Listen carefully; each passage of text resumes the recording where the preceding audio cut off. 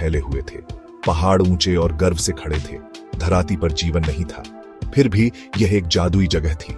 समय के साथ धरती बदल गई, ज्वालामुखी फटे और ठंडे हुए, बारिश हुई और नदियां बनी। जीवन के लिए सब कुछ तैयार हो रहा था। धरती इंतजार कर रही थी, उसे पता था कि एक दिन कुछ खास होगा। और फिर जीवन शुरू हुआ। समुद्र में छोटे छोटे जीव तैरने लगे। धीरे धीरे जीवन पानी से बाहर आया। पेड़ उगे और जानवरों ने धरती पर चलना शुरू कर दिया। मानव, एक नई प्रजाति का भी जन्म हुआ।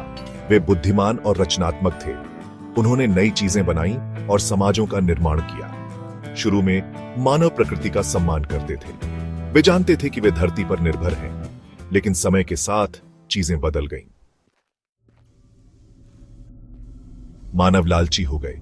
उन्होंने अधिक से अधिक संसाधनों का उपयोग करना शुरू कर दिया।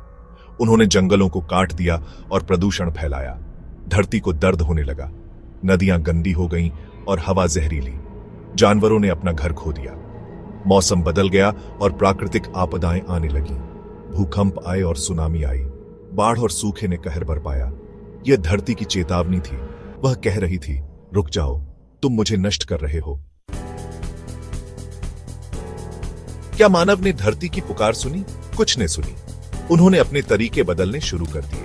उन्होंने पेड़ लगाए और प्रदूषण कम करने के तरीके खोजे। वे जानते थे कि उन्हें धरती की रक्षा करनी होगी, अपने लिए और आने वाली पीढ़ियों के लिए। क्या ये प्रयास काफी होंगे? क्या धरती फिर से स्वस्थ हो पाएगी? यह हम पर निर्भर करता है।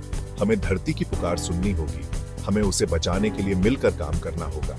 धरती हमारा घर है और इसका भविष्य हमारे हाथों में है।